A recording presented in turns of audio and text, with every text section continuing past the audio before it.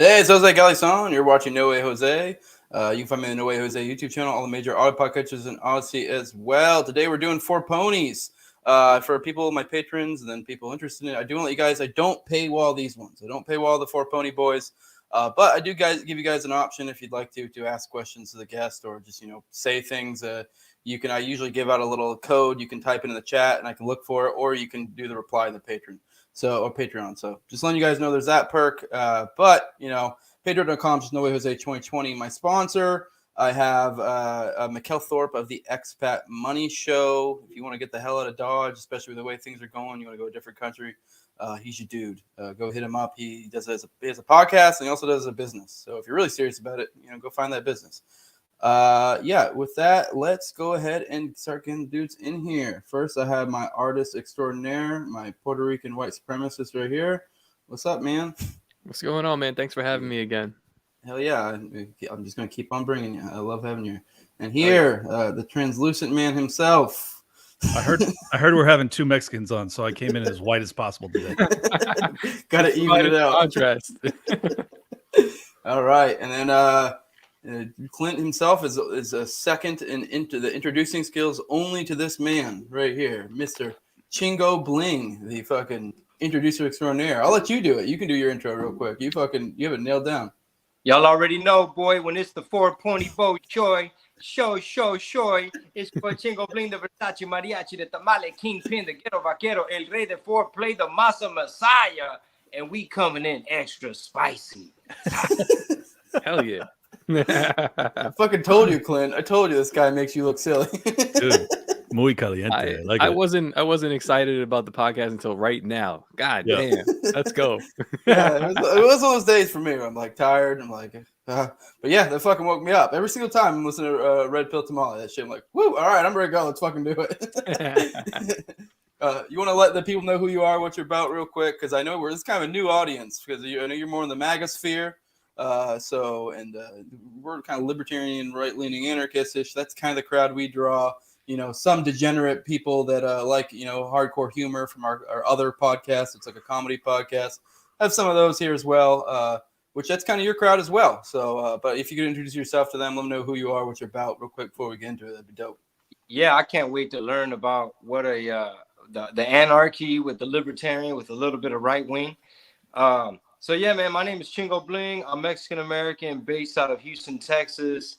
I've been in show business, air quotes, for about 20 years doing music, albums, comedy rap, parodies. I mean, just pivoting with the algorithm, trying to figure it all out. I've been around since the MySpace days, since before Facebook, and just trying to be a living, breathing meme at all times. But yeah, family man. I got 3 daughters. I'm based out of Houston, and I kind of caught a lot of people off guard about, I guess it was the 2020 election. Right after the Summer of Love, because I was just kind of like, I guess, quote unquote Democrat. I guess liberal by default. I was just told that those were the good guys. Those are the people that kicked it with the artists, and they weren't the stuffy, George Bush warmonger people. It was more of the love and inclusivity and accept everybody, and I just kind of went along with that. But as I started realizing, like, man, the media is full of crap. They're hoaxing people left and right. Opinions are getting assigned. People are getting persuaded to believe certain things. I guess kind of like psyop-ish. And, I wasn't a fan of Trump at all when he first hit the scene. I was like 90% of other Mexicans that are like, this dude is a TV reality show guy. Just because he's in business doesn't mean he's going to know how to run a country. He called us rapists and Mexicans and the whole thing. And I didn't really have time to focus on politics. He called some of you good people, but and some of you good people. Yeah. I presume many good people. Some not all. But yeah, little by little, man, I just started realizing, I was like, wait a minute, like I was so busy working during the Trump era. I mean, just in terms of like selling tickets to the tour, and everybody was working. People were just buying up all the merch, and everything seemed pretty smooth in terms of like the gas price. And we had baby formula. There wasn't necessarily World War III about to happen, although the media every day was like, this guy's a dictator, what is he doing, this is a threat to our democracy, yada yada. And obviously he's an imperfect instrument. A lot of people think like, oh man, if you support that guy, you must be racist or you must be in a cult and shit like that. I just felt like he was going to be way better than Brandon. I just knew that for a fact. Well, you were right. I caught him. But I just said you were right. I mean, Trump is an imperfect tool. He's like a big retarded hammer, but I kind of prefer that to like just a big retard. Yeah, it was definitely the lesser of two evils for sure. But yeah, I caught a lot of people off guard, and a lot of people got triggered because they're like, yo, you did it one. You used to sell these F Donald Trump shirts and koozies, and you're just grifting, and they brainwashed you. You're QAnon, GayAnon. I caught all the flack. I didn't apologize not once. I didn't bend. I didn't walk it back. None of that stuff. So, but yeah, really, man, I'm a stand-up comedian. I'm a podcaster. Just professional shit talker. Every once in a while, I'll still get back in the studio, but I'm 43 now, man. I can't be in the lab all night cooking up. trying to chill, get in that podcast game. Just knock out a few hours every week. as a stand-up comedian, you had to have like the whole Trump thing had to have pushed you maybe even closer towards Trump, because it seemed to me I'm a huge fan of stand-up comedy, but like the funny shit is the really not funny shit is people that are just playing to the tropes of Trump this, Orange Man that. And I know that I would like my hipster side would just be like, I would have to distance myself from that and then really look at the other side. Did that affect you at all? So you're saying that the common take is to the late night, late night TV host shit, but then you'll see open micers do it. You'll see even like high level comedians, and it's just kind of cliche. It's not. There's nothing original there. So for me, I don't laugh at it. Yeah, it's almost like low hanging fruit. Like, hey, what's up with that crazy orange guy? And it's definitely polarizing because a lot of people, do support him and they do got his back. So it can go either way, man. Like this is what trips me out. Back in the day, nobody would really judge you or care or make that big of a deal if you happen to vote differently or if you support a particular candidate. But for some reason, Trump, it was almost like the media, the deep state, the powers that be, whoever they is, they sure did ramp it up to be like threat to our democracy. This guy, what's going to happen? We're the laughing stock. Like every day they just drilled it. So now we're at the point where if you're Republican or conservative or anything like that in public, like you have a Trump sign on your lawn or anything, like you're definitely asking for just a bunch of drama.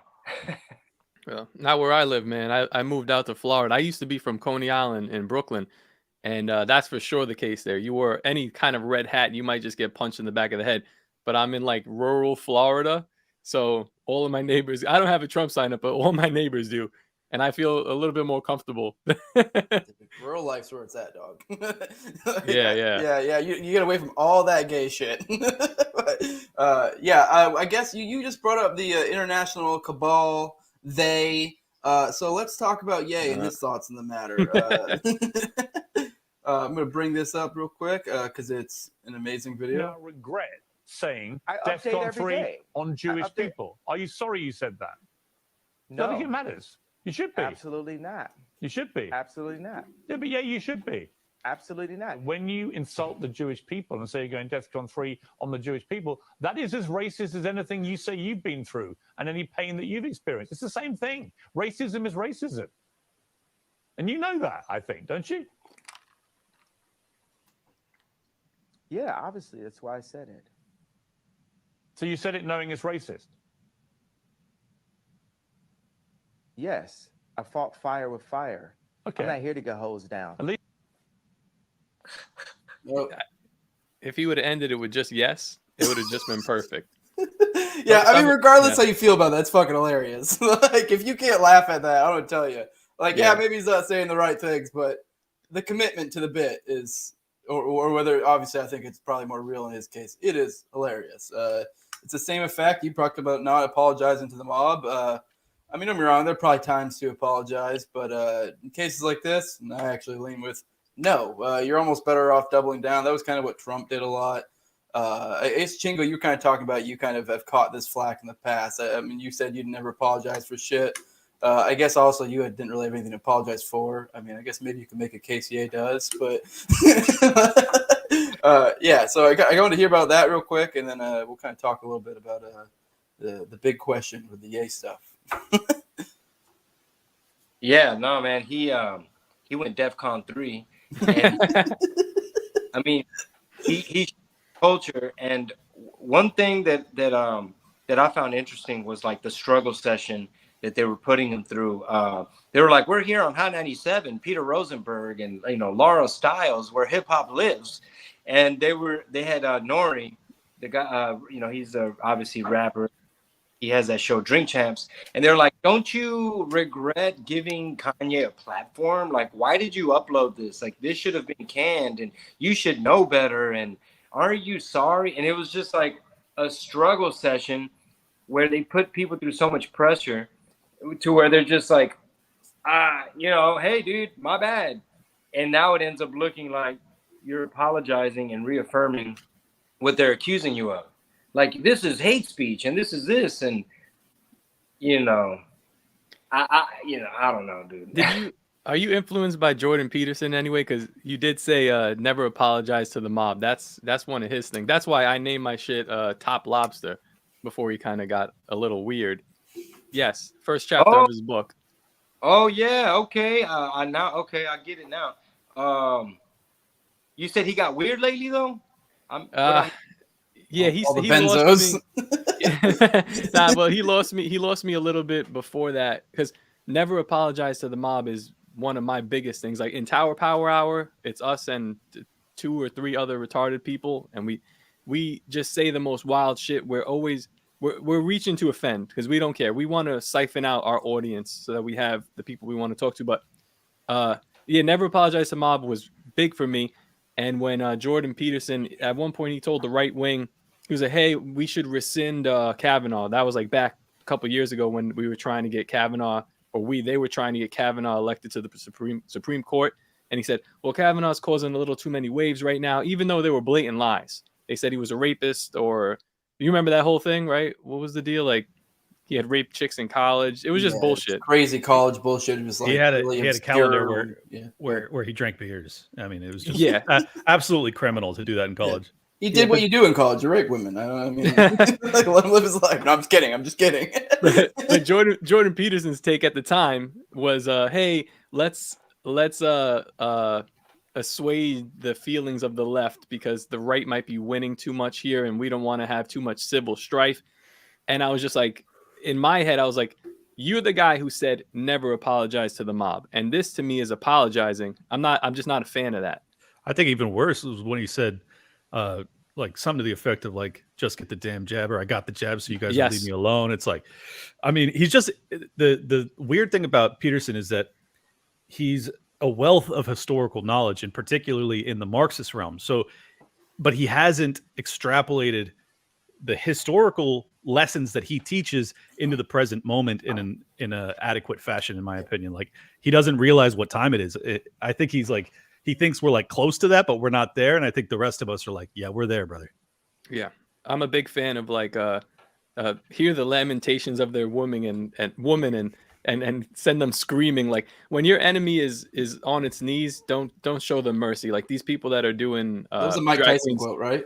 I think it's Conan the Barbarian. But like, like when the left is sexualizing children, there's no pity in my heart to show them any mercy when you have the upper hand. So that's where he lost me. Yeah, I think what you're trying to say is I'll fuck you till you love me, you faggot. And I want to eat his children. All praise be to Allah. Is that what you're going for? The second one. The second one was it. I love Mike Tyson. Anyways. Yeah. Dude, that's where he lost me. I'll fuck you till you love me. That is probably my favorite fucking shit talking line ever.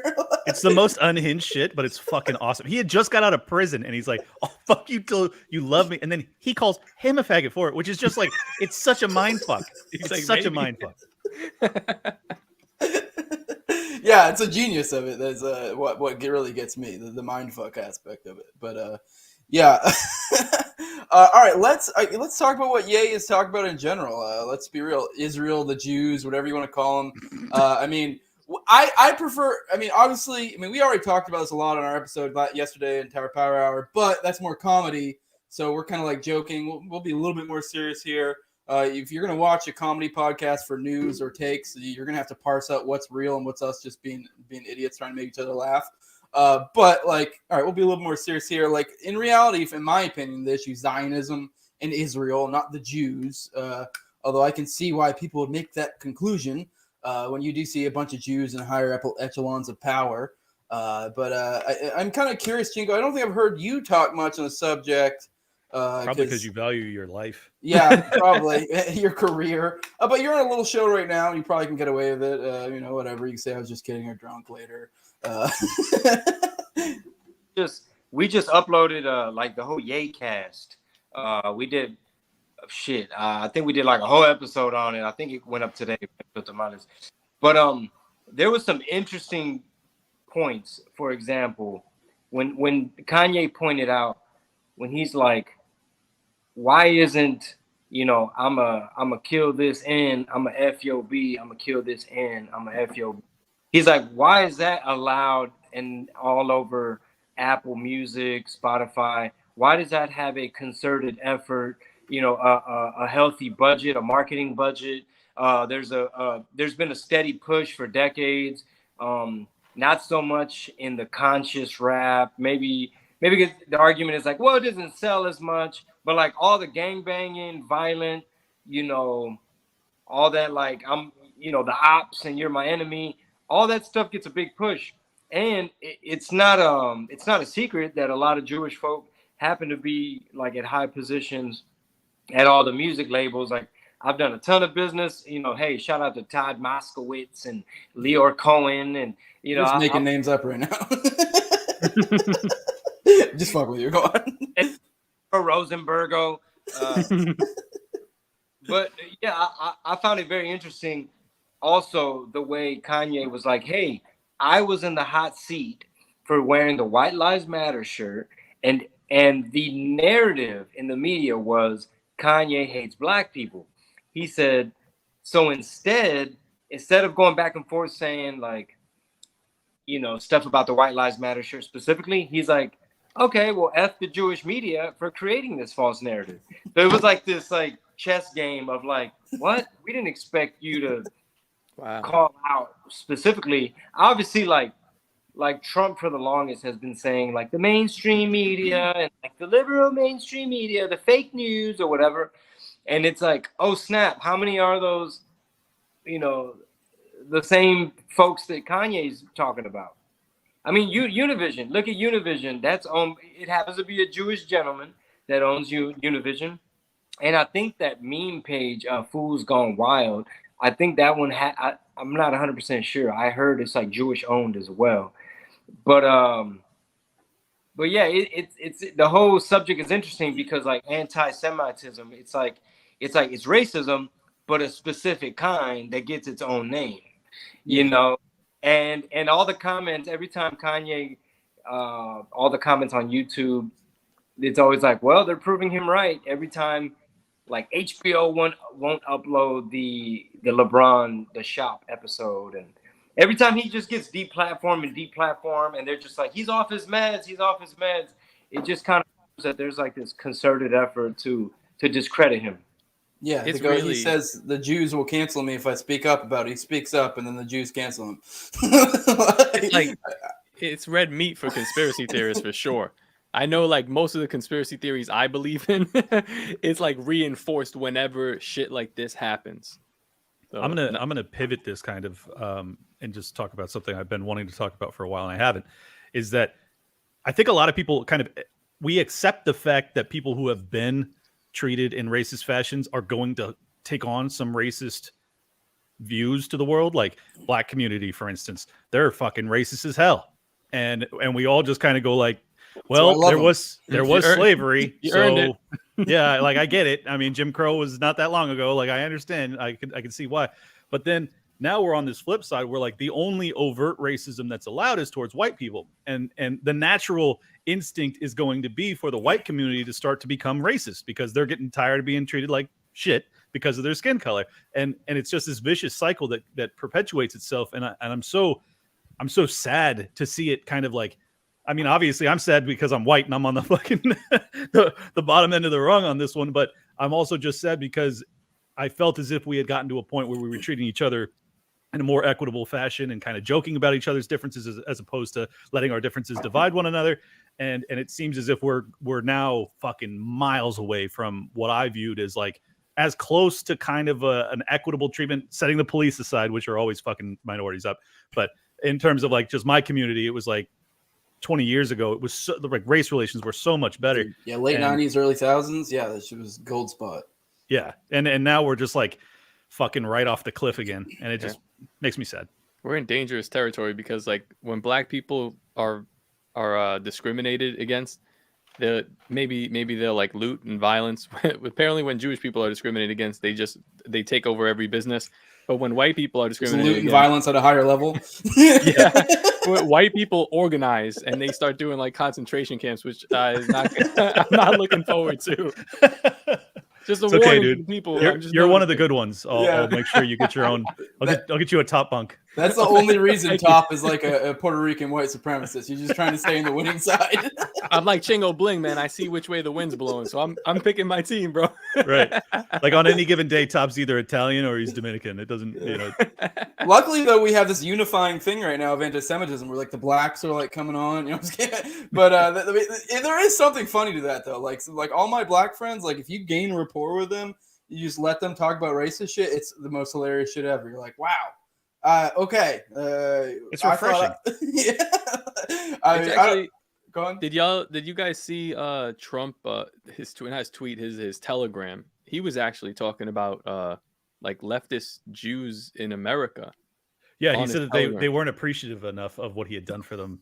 Yeah, and it's a Kanye reaction. Right after Kanye tweeted that stuff, then Trump comes out and he's talking about it. So I'm like, Kanye is moving the Overton window again, or like he's just breaking barriers like he always does, which is very interesting. He's been doing it for fucking 25 years. It's absolutely incredible. The longevity of his ability to mold culture and to shift the Overton window and to break barriers is like, I mean, I think aside from the fact that I love his music, or at least I used to, I don't really love the Christian shit because I just don't vibe with it. But man, that's the best shit, bro. I know, of course. I like it, and I'm not even Christian. I'm just kind of like, all right, I can do it. No, I mean, he's got some bangers, but I'm just saying, like, his old CDs, you could listen front to back and be like, banger, banger, banger, banger, banger, banger, banger. And now it's just like, all right, you got one per album that you're like, okay, I can rock with that. Like, throw it on Sunday, get high as fuck, and just be like, I can feel God in my soul, brother. But anyways, I'm really grateful for Kanye. Like, not even because he's saying the shit that he's saying about the Jewish community, because I don't actually agree with it, but I just love it when anyone's like a fucking loose cannon, you know. Like I think that's why a lot of people like Trump. It was just like it was breaking the I don't know, like whatever you're allowed to do. They're just both like fucking wrecking balls in civilization, and when civilization sucks, I like a wrecking ball. Yeah, well, go ahead, Chingo, go ahead. Oh no, I was just gonna say that you're absolutely right, Clint. The White Lives Matter, it just brought out all the racists from under the, you know, every rock. They're just like, you're not allowed to wear that. We had a family gathering recently, and I'm not gonna say. Let me see. It's someone in my family who's way younger than me and went to college and all that, and they felt that like white people are not getting hated on. Like they do have it. They are opinion. Nobody's picking on them. Like, it's all a conspiracy. Like, where are you getting this stuff from, Uncle? And I was like, just the fact that people are having a cow over white lives matter. I was like, that right there shows you like where we're at, what part of the movie we're in. I was like, when they said that you can't be racist against white people because that's just not how it works, because inherently in the power structure and all this crap. I was like, oh yeah, it's already. I was like, they're getting hated on. I was like, I'm glad I'm not a white dude. I don't have that burden of having to like apologize or walk on eggshells or being blamed for everything. And there's a really funny comedian, Akash Singh. He rose with Andrew Schultz. He has a special on YouTube called Bring Back Apu, and he has a joke where he pretty much says like, you know, what white people, what's one thing white people aren't allowed to have? He's like, an opinion. and it's a masterful joke, but you know, it takes a stand-up comedian and free speech, what's left of it in America, and Kanye West for people to have this discussion as to like what's so wrong about saying all lives matter. Who's egging us on? Like, who is it? Is it George Soros? Is it the media? Like, who's trying to egg us on to keep us divided, to say, no, you're not allowed to have that. You're not allowed to give that person a platform. You're not allowed to make that kind of joke. That's punching down. All this crap. And I told you who. I'm sorry. Go on. Needless to say, it got a little awkward at the family gathering because, you know, I had to go ultra mega on him real quick. His eyes turned red. You're like, yo. Now, listen, show him. There's like a YouTube compilation of CNN, and there's some articles too where they're talking about white replacement, talking about the population. And even if it's a statistical fact, when Don Lemon is talking about it, and I think there's another dude on there, they just sound giddy. They're like, yo, by 2040, there's going to be no white people and it's going to be great. To me, that's a little strange. Like, it's not, if it's a fact, okay. But if you're like celebrating it, you're like, yes, like we got to hurry this up. Like, okay, now we're bordering on, what's that called? Gaslighting? No, when you're like want to exterminate an entire race. Oh, genocide. Yeah. I mean, that's what, but then what's really, yeah, that's fine. Well, what's even more offensive to me is like they then turn around and they say that the white replacement theory or the great replacement theory is a conspiracy theory. It's on your show. It's like, motherfuckers are saying it. The first time I heard about it was from y'all motherfuckers. Like, you guys are the ones that were bringing it up, and you're not just bringing it up to like inform your audience. You're like, yo, we're about to be the fucking majority in this bitch, and like, hooray! Yeah. It sounds like eugenics. Yeah, the funny thing is, I feel like their great replacement theory shit is actually kind of weirdly backfiring, although it takes a little while. Because, I mean, shit, we got, what, 2 brown guys here that used to fucking be, like, a little bit more on the left, and they're base as fuck now. They're more base than we are, me and Clint. And this is, like, a going trend I'm seeing, especially among Hispanics. I don't know what it is, especially, I guess it's because they come from, like, they typically come from, you know, hardworking areas. And, yeah, you may have that first generation that's kind of buys into the bullshit they're being fed here, but it seems to be within a couple generations they seem to whiplash right back into being like based as fuck, like conservative, libertarian, whatever you want to call it. That's standard with all immigrants, actually. Yeah. What's weird is that I feel like the Jewish community is the one that like just stays hard left, which kind of tells you something, actually, if you want to go down that path. That I love how you tiptoe around this the most, but then you say the most like controversial shit. Well, because I have no choice but to be honest when I notice something. Yeah. But it is interesting that like 3rd, 4th, 5th generation Jews, they still stay hard Democrat, and like the hardest version of Democrat.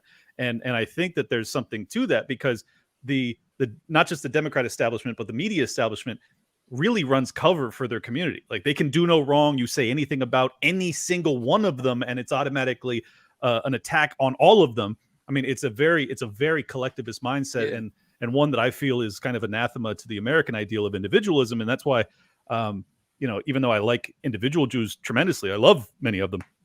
I do understand why there has become this kind of like, well, if I'm not allowed to talk about it, then maybe there's something to this, and I'm gonna go extra hard in the paint, and I'm gonna start wearing shirts. Like, what's also crazy is the Black Lives Matter thing. The whole reason they named it that in the first place is because they wanted to kind of be a little bit controversial. They wanted to draw attention to their cause. Well, Kanye West is doing the exact same thing to you motherfuckers, and you're falling for it. You know, like he's playing the exact same game. He's not even like up there to say that white lives matter. He's just like, the whole reason I wore it is because it's obvious. Like it's obvious that white lives matter. So to me, Black lives mattering is also obvious, and all lives matter is also obvious. And I feel like all of this is just kind of intentionally divisive, and I don't know why it's occurring other than, you know, getting to some real conspiracy shit. Yeah, Chingo, they sort of touched on like the Spanish community being base as fuck, but in my experience, it's been a mixed bag, because like how Clint sort of saying about the Jewish community, I guess the mainstream media and that like left narrative really does placate the Spanish community in a lot of different ways, like whatever Joe Biden is saying or benefits or whatever. So a lot of my family is still fooled. They just look at it at surface level and they're still fooled by it. So they just believe hook, line, and sinker, a lot of them, what the media is telling them. And then the ones that are right, they're hard right. You know, the ones that woke up, they're up. But I'd say like 80% are. What do you think? I think they probably haven't heard the line when Jill Biden talked about how great their breakfast tacos are. I mean, that's really reaching across the aisle. Yeah, I identify as a chimichanga. My damn self. Chimichangas are the best Mexican dish. I'll say that. We're going. Yeah. Well, what's happening in Texas is you have a lot of folks from the Rio Grande Valley that are making that shift, and from what I could tell, it's like it's kind of like a combination of things, right? You have some people that they might get their info from podcasts. Some people are going down different rabbit holes online or whatever. But in general, overall, they're seeing a lot of like the perverse stuff that's really radical, that's getting pushed into the schools and stuff from the left. The open borders, you know, folks down there like, bro, they're just running through and just, you know, taking over, and, you know, they're not liking it. Tens of thousands per month, dude. It's wild. Yeah, then you know the gotaways numbers and the fentanyl and the jihadists and everything else. The crazy thing is you go into these like really rich shit, dude. What do you call these? I'm trying to think how to describe these neighborhoods in Houston, but like just those zip codes where it's like it's happening. It's like super gentrified, or the best schools, or just like all the good retail and the food and all that. Like those popping spots with like the really nice houses. You see Democrat signs, Beto O'Rourke. You see all that stuff. And of course, the houses that don't have anything are the closet conservatives that like don't want their Republican, their Greg Abbott sign, or the lady Alexandra Miller, who's running for Harris County judge. She's going up against this one lady named Alina Hidalgo, who was all about the lockdowns, all about defunding police. When Omicron first happened, she is like a little operative, and she basically did like her national news media Zoom tour, basically saying we have the first Omicron death in Harris County. We have the first Omicron death, and they were patching her into Bay Area, first Omicron death, Harris County, Houston, Texas. We have Lena Hidalgo. Anyway, the crime is so bad. We're like past Chicago right now with a lot of this violent crime. And so that's the shift that I'm seeing, right? Some people are just, you know, slowly waking up. They're not really believing what Jorge Ramos and Univision have to say all the time. So yeah, it's very interesting. And before I forget, Lobsta, you mentioned when late night people or CNN, when they talk about the demographic shift and the replacement thing, I think it was Jimmy Kimmel or Fallon who like, you know, read it off the note card at the desk, like, oh, and it says here that in about 16 years or whatever, white Americans are going to be the minority or something like that. The whole crowd cheers. There's just all like white people in the crowd. Yeah. Isn't this fucking amazing, huh? What's going on? Clint, why are you people so cucked out? Yeah, dude, I don't. Real quick, Clint, I'll give you a layup here, and maybe you'll have a better point. I know you probably can spout it off better than any of us. You give Dave Smith's theory on why all this race shit started like popping off so hard recently, because he's Chingo, probably one of the best people who puts it out well. And I know you probably could elocute that better than any of us. So Yeah, Sure. You know Dave Smith, Chingo? Yeah, I follow him on Twitter, and Oh yeah. I've listened to most of his episodes with like Rogan and stuff. Right. Okay. All right. So you kind of know where he's coming from. I mean, he's basically like I'm like a clone of him, or he's a clone of me. But He's yeah, why we're all here right now. yeah, no, that's also true. yeah, Dave's Well, who brought me here. Dave's the fucking man. I have two angles I can take on this. One, that let me answer first the reason I think that so many white people are doing this. First off, the majority of white people go to college. And once you come out of 12 years of public school and then you go to 4 years of academia, you come out being programmed to be not just a Marxist, but a self-hating white person. I mean, that's just the truth of it.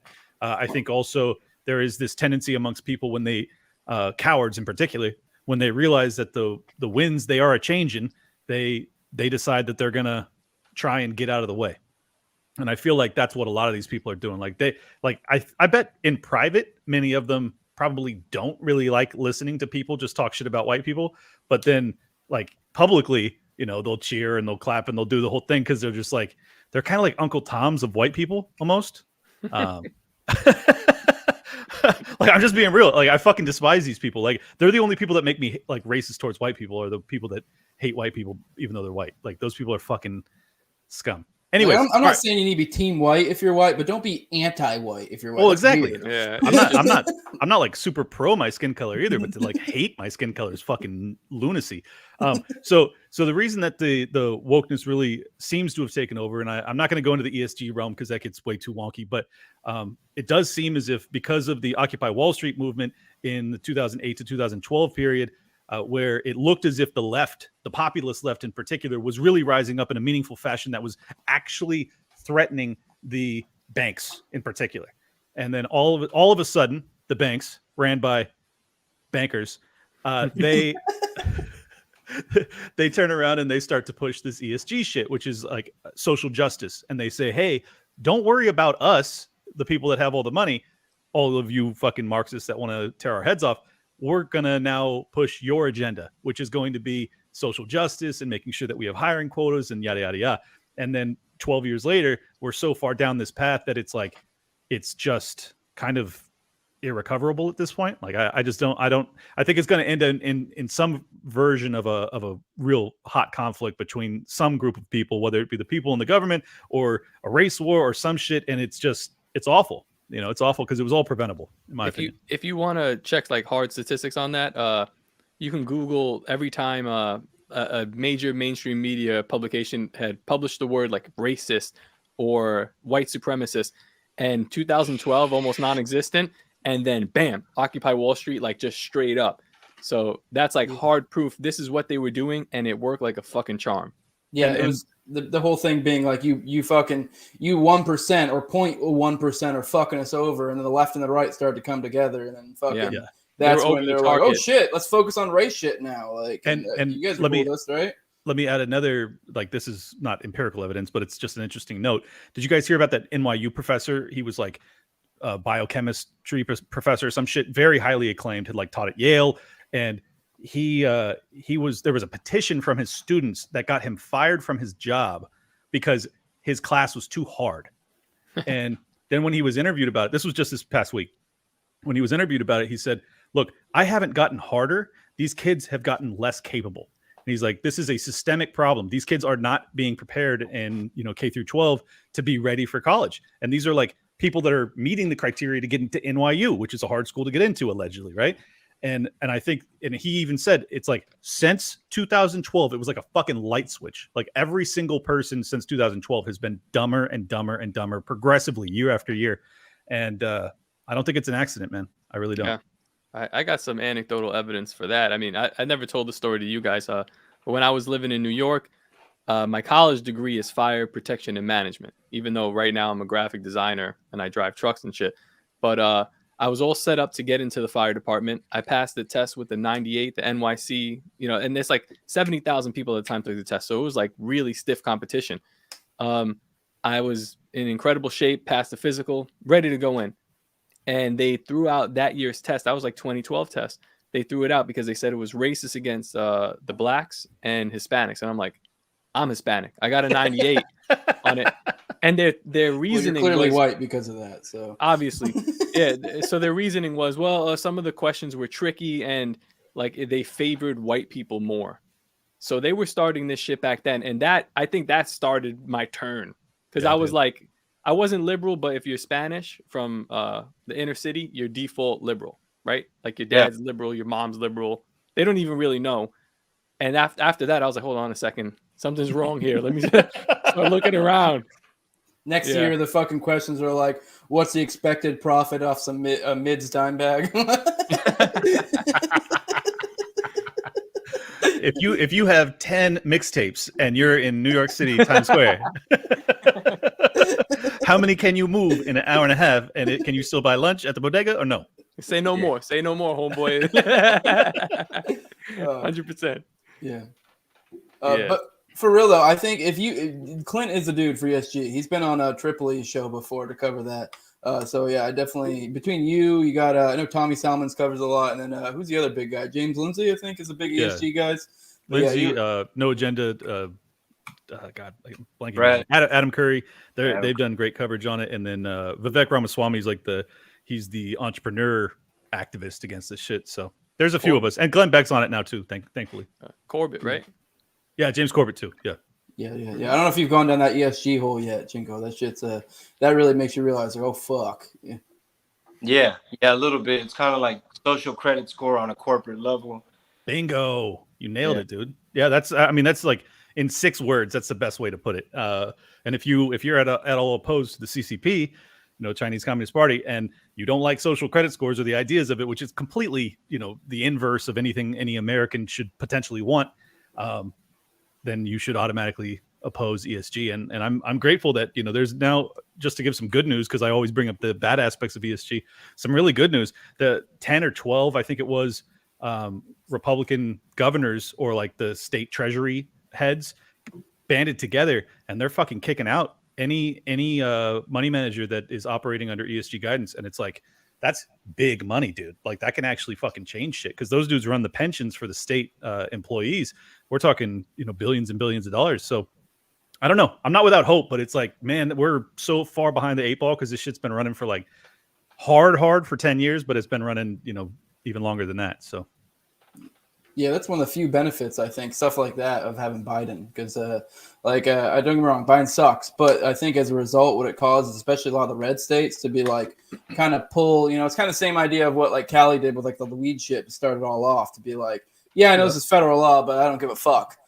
So like, I guess it's not the same thing with ESG, but it's kind of the same rough concept where a lot of like the right-wing the red states are just backing off and be like, well, y'all can do your own thing, but I'm going to do my thing. So no, you're absolutely right, dude. If Trump was still president, I don't think that these red state governors would be nearly as good as they've been. I'm grateful for that. Yeah, but the only catch with that is whether we end up in nuclear war or not. So it's like, because there is something to having a shitty executive if you're like on the opposite side, how like this will kind of make your side a little bit better. But if we all die, that kind of nixes it out. Kind of. Yeah. What are your thoughts on this whole like Ukraine-Russia thing, Chingo? Where do you think this is going? You team Russia, team Ukraine, or I'm just kidding. We're not even really one or the other. But yeah, I mean, I'm no geopolitical expert, but every time I look up, we're sending billions and billions and billions, and it's like to the tune of just enough to make up for what the military-industrial complex is losing by not being in Afghanistan any further. And it's such a wild coincidence that like Brandon and all these other people, probably from both parties, they got nephews, sons, and nieces and daughters and whoever else, all entrenched in one of the most corrupt countries in the world, where all the media used to always mention how like, oh, Zelensky's flaws, and they've got this Azov battalion, they've got Nazis over there, and it used to be a part of Russia, USSR, and their neighbors, and there's the Russian-speaking portion, and it was a small incursion and whatever. And it's like, what a coincidence, man, that Biden had all these dealings, and not to mention that, what's going to happen when the CCP wants to move on Taiwan. You know, it's like our military's getting woke. They're forcing these soldiers to get jabbed. You got General Milley and Austin and these people. They're more worried about white rage and stuff like that. And it's kind of scary because it kind of makes you think about like all this time I've been worried about the CCP or whoever, and it's like, bro, it's our own good damn government. That's Ron Paul stuff right there. I was gonna say that's when you become a libertarian, right there, brother. Yes. And I might be team libertarian. Yeah, I mean, I guess that's a good pivot to kind of get in that talk. Kind of want to hear where your political philosophy's at, and then we'll kind of talk about, because you're kind of curious what all this anarchist, libertarian, like kind of right wing-ish. Although, I mean, some of us may define us as libertarian or right wing, and some might. I mean, it's really the whole right or left is really, there's so many different like axes you can determine that on. But I'd say generally speaking, culturally, we're pretty much all right wing here. So I kind of want to hear where you're coming from, because that'll be a fun little topic for all of us, because I know you're not as familiar with this circle and kind of where we're coming from. And yeah. Okay. Yeah. Just, I mean, I try to stay as flexible and open-minded as possible, and not try to like be too married to any particular ideology or whatever. But what makes sense to me at the moment is like starting to prioritize America first. Like, if we can, let's bring back some manufacturing. Let's really worry about our veterans, our needs. Stop sending money all over the world, trying to like start shit all over the world. So I guess you could say I'm like economic nationalist, center right populist. I'll give you some word salad, mumbo jumbo. But all in all, bro, the way I kind of see it is like, I'm very upset with like the educational system, all the woke stuff, the economy. Believe it or not, but like, hey, Mexican American is like wants a tight border. I never was open. I was so tied into my what's the word? It's almost like when you're Chingo Bling, Mr. They can't deport us all, and you're first generation, and it's almost like you have this burden with this identity.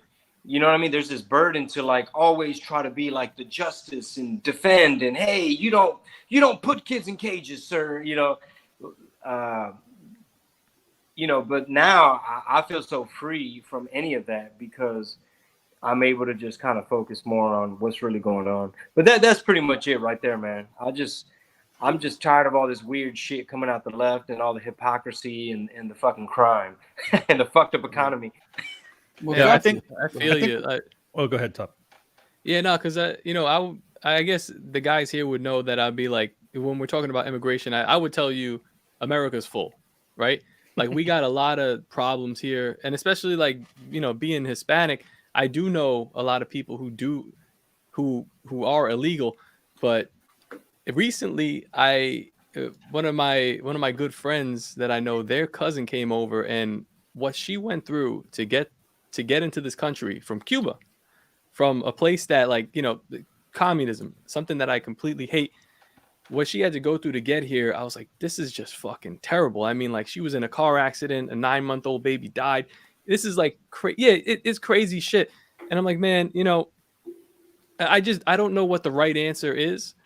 We can't let people come in unfettered, obviously, but we also like just having them like we're creating an economic situation around the world, the United States with the Federal Reserve, that is destabilizing everybody.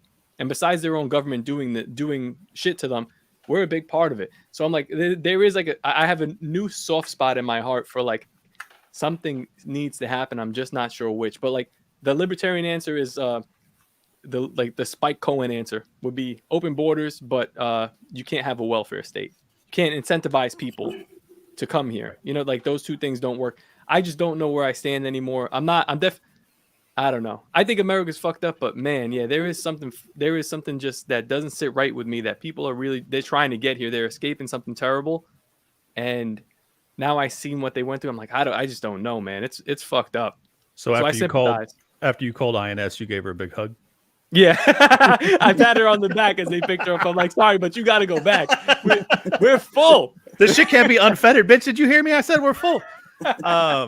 Yeah, I mean, It's honestly, fucked up. I just think our country is so fucking broken that it's insane to think that like, yeah, let's open the borders up. Yeah. Like you're basically just saying, okay, well, let's just crash this motherfucker. Like it's totally broken. So I can't go that path anymore. I think like from my anarchist perspective, yeah, like if we didn't have a welfare state, and we didn't have a war on drugs, and we hadn't had a war on terrorism that created radicalism all across the globe with people that want to kill us, if we didn't have all of this shit that has created this environment where people want to come across and either, mooch off the system or they want to like blow us up, then I wouldn't be so concerned about open borders.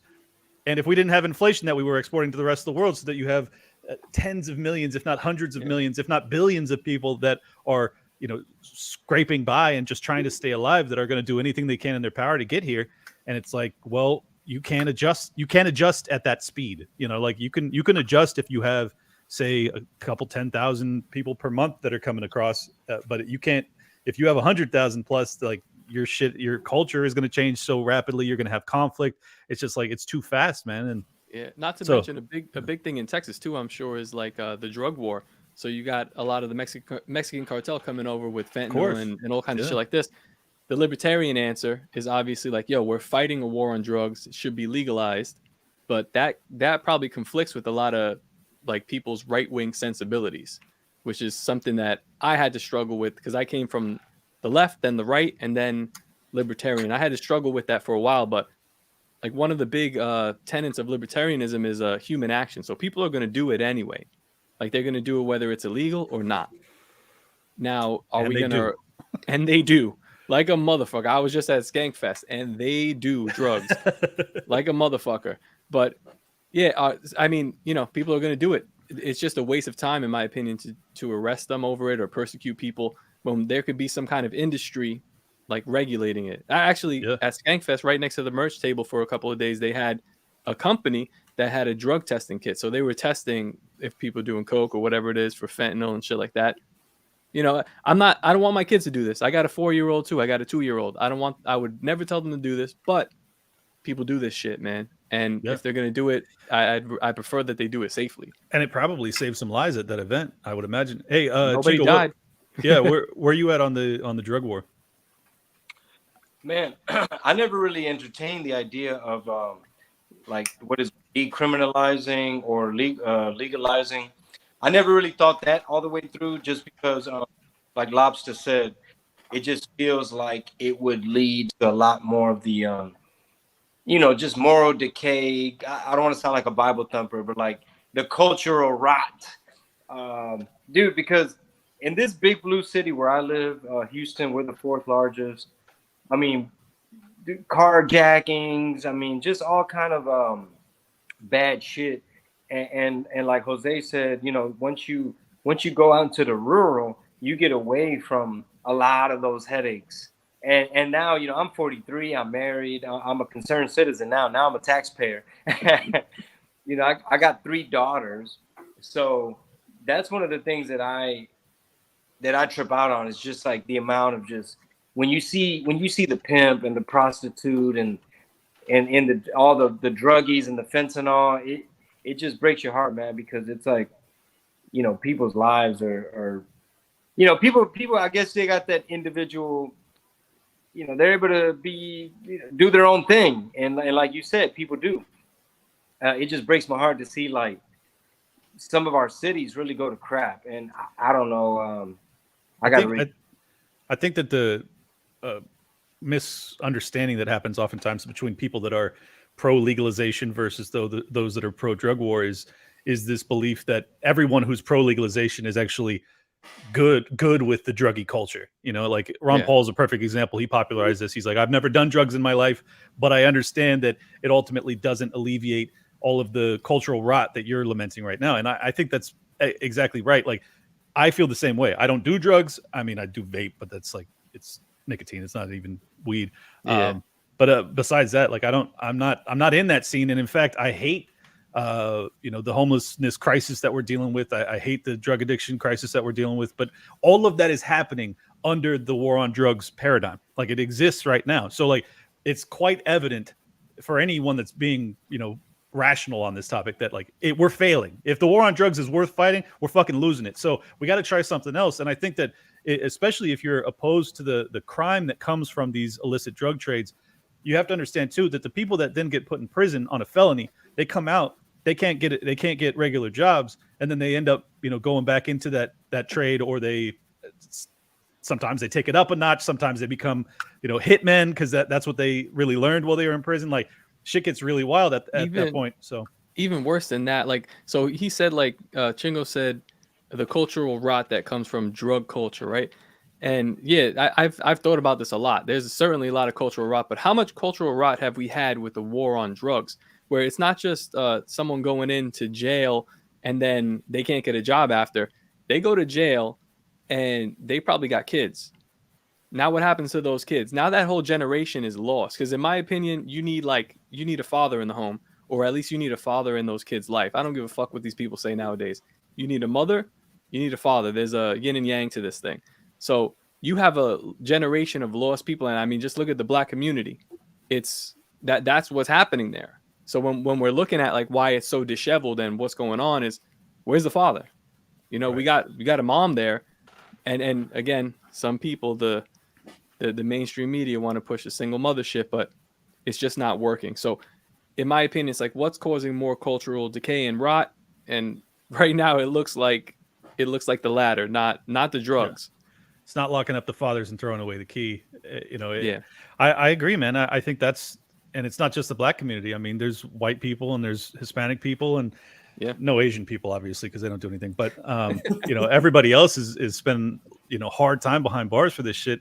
And I think that really the problem is that we never actually addressed the root cause of these issues. And, you know, the inflationary environment, the debasing of the dollar, all of the shit that comes from the central banks, that's really the core here. Like it has made it so that it's more lucrative for businesses to offshore industry. So like now we don't have jobs for people that pay a living wage that they can actually like climb the economic ladder. You also have the inflationary pressures, which puts housing out of reach. So then you have people that are like, well, if I ever want to get ahead, I'm going to have to sell some drugs, man. Like if I'm a black dude from the hood and I didn't have a dad, like what other chance do I have? I'm going to try and rap. I'm going to try sports. That doesn't work out. Okay. Drugs. This is like, that's it. That's what I got. These are the options I was presented with. And I think that at its core, it's because our economic system is fucking screwed up because of central banking. So I don't know. I just hope that like this isn't such a complicated issue that we can't at some point get a populist movement where a huge enough percentage of the population goes like, yeah, we're gonna uproot this whole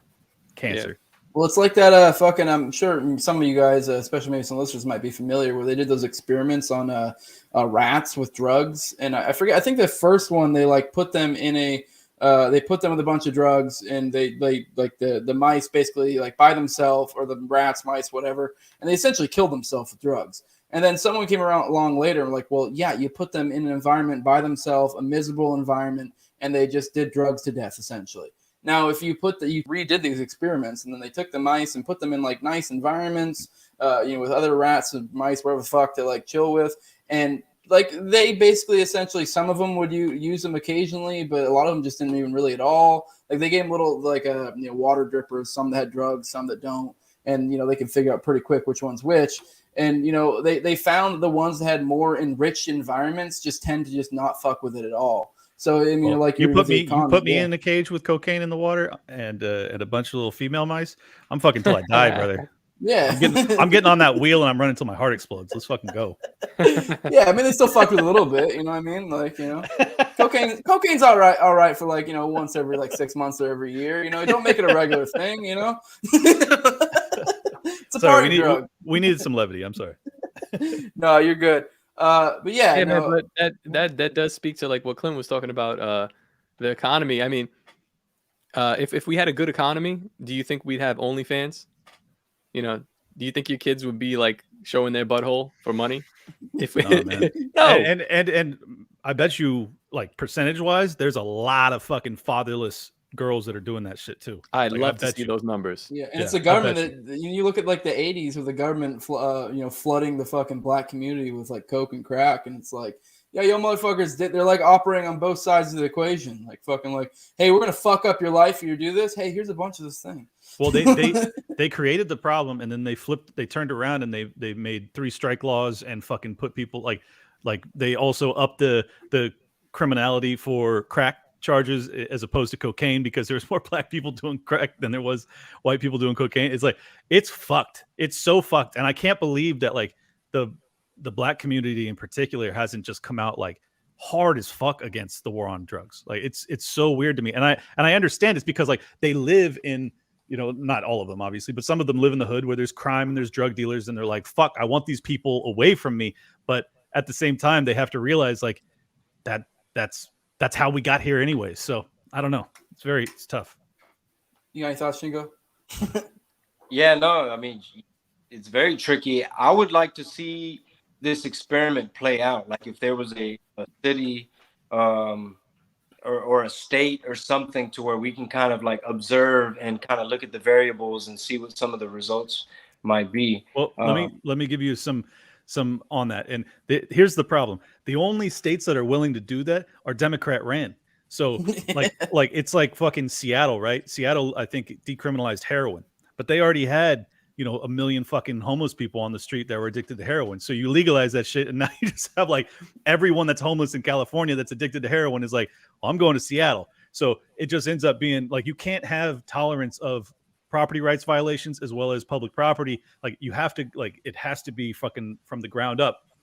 And I don't see any right-wing governor doing it because it's not appealing to their base. So, but a good example of legalization that did work tremendously well was Portugal. Portugal legalized all drugs, and they went from the highest overdose rate and the highest drug addiction rate in Europe to like close to the lowest.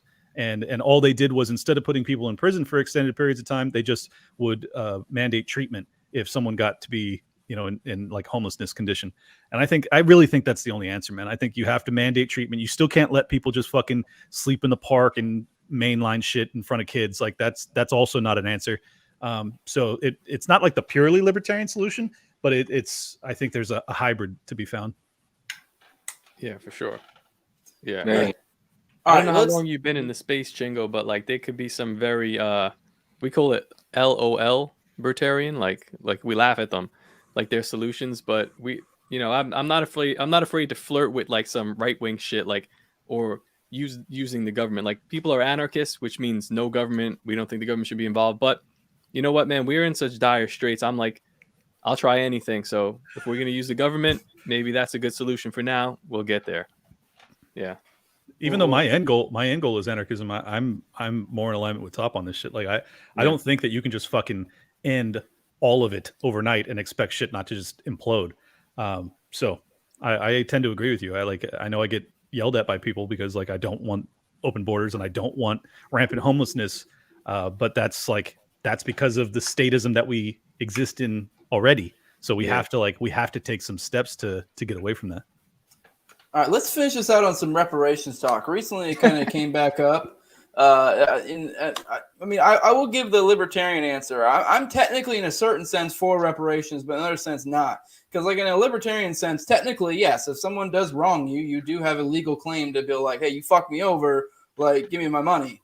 But the problem is with modern reparations, like, yeah, like theoretically in our libertarian theory, I'm sure most of us agree here, at least Clint. I know Clint's read a lot of the fucking Rothbard and shit that talks on this type of stuff.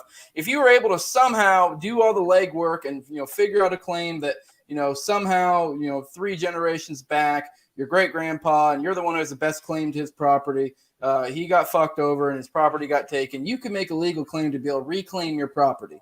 Now that's different than what fucking people are talking about when it comes to reparations. When it comes to reparations, it's like, hey, I don't know, black people. I'm African American, so I get money. Yeah, exactly. Much different fucking thing. It's like our solution's like, all right, on an individual basis, you can do the fucking legwork, get your property back, get in contact with people.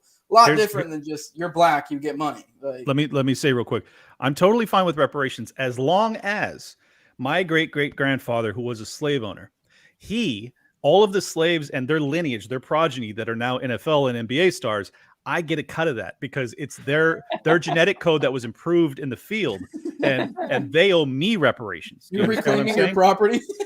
Yeah, I'm reclaiming their skill set, which was learned under my great-great-grandfather's tutelage. So Just send him a signed jersey is all he's asking for, guys. That's it.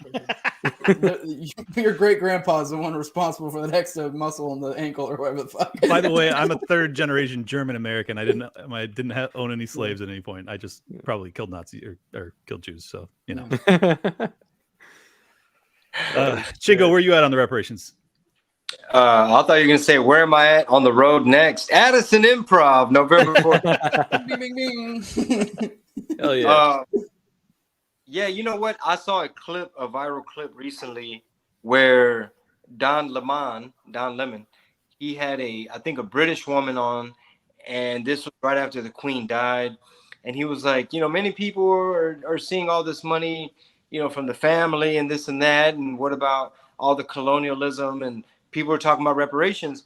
And she was like, okay, yeah. She's like, let's start at the beginning of the supply chain. She was like, let's check out the tribes and the countries that supply had.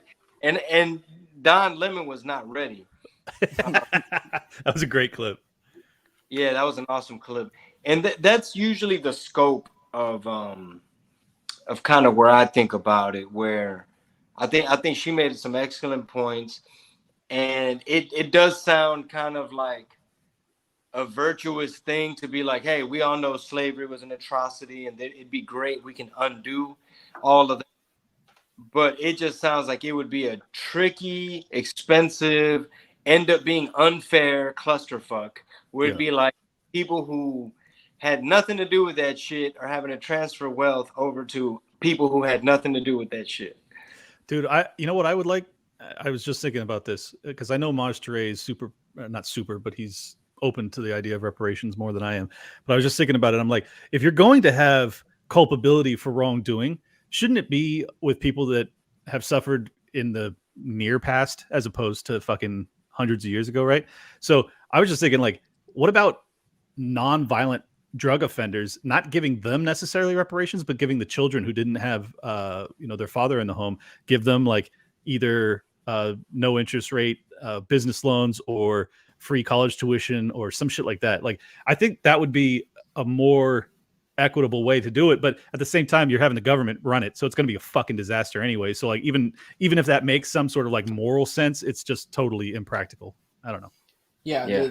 Trying to do this in any sort of way is really, and I think a lot of people would be upset, like kind of like what Chingo was getting at, if you actually really did, if they did execute this in some sort of individual manner to make it the way that's supposed to be, if it's fair, like, all right, let's track your lineage, let's see what kind of property you lost, let's see what you're due, et cetera, et cetera. I think a lot of people would be disappointed and be like, oh shit, for one, like kind of what Chingo was getting at, like, oh, the source isn't quite what I think it is. I'm making a claim to some fucking, tribe in Africa right now. I don't think this is going to pay off like I think I did. And then also on top of it, I think a lot of them are going to realize like, oh shit, my lineage isn't as quite what I thought it was. Because a lot of people just assume I'm black, like, oh, therefore, must be, I had family that deal with Jim Crow, so therefore we must have come from slaves. It's like, I don't think it's this clear conclusion like a lot of them think it is. Don't get me wrong, I'm sure there's a lot of black people in America that come from slaves, but I think a lot of them too, once they start tracing their lineage, you'd be like, oh shit, they came over here from France on their own fucking free will in like the mid 1900s.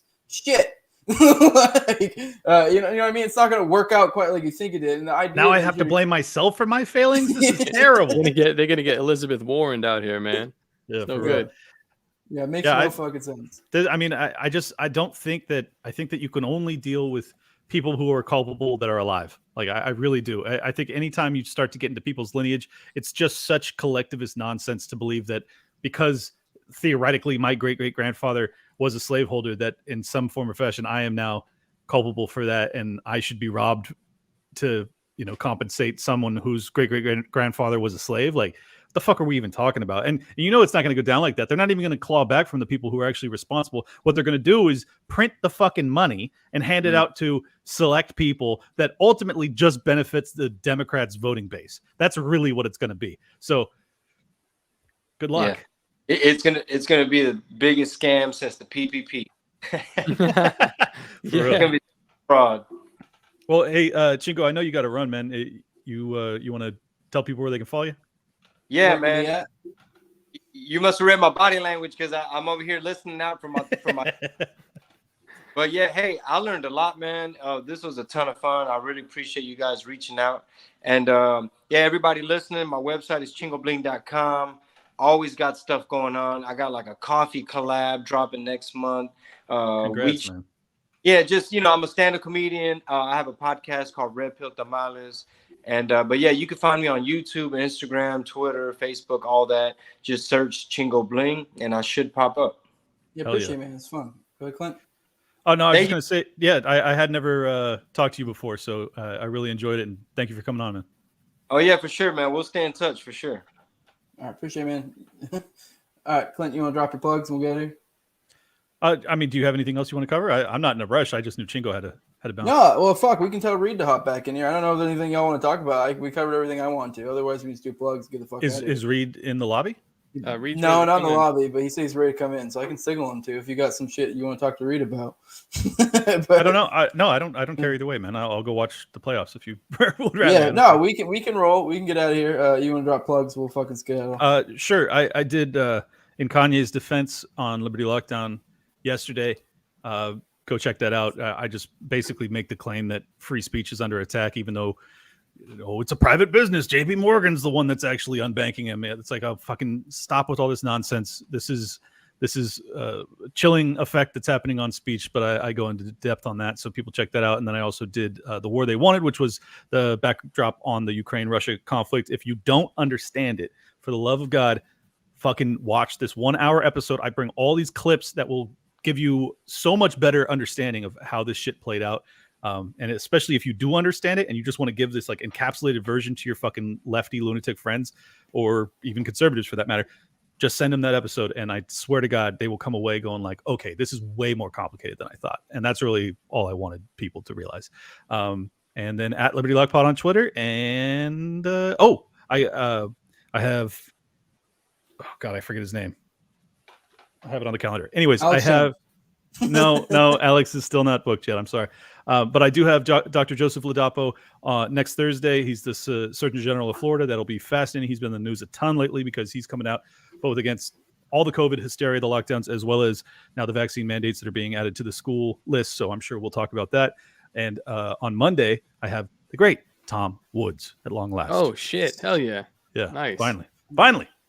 Yeah, I suggested Dave your episode on Ukraine, but you could catch me at toplobsta_.com on Twitter, toplobsta.com, toplobsta everywhere else, podcastmerch.com we got Legion of Skanks, Part of the Problem, You're Welcome shit.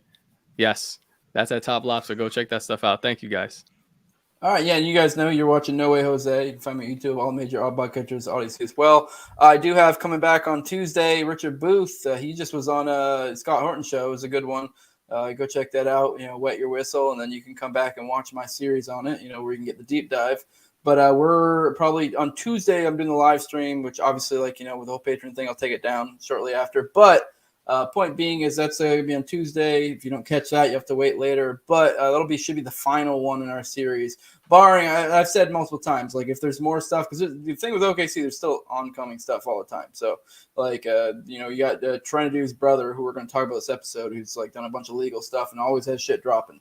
So, barring that, this should be our last episode. But like I said, if new stuff comes out, we'll do subsequent ones. Yo, when you're done with that, I want you to do a fucking deep dive on January 6th. That'd be base. I'm on a strike right now, dog. Yeah, he just asked you to nuke your own channel. Yeah.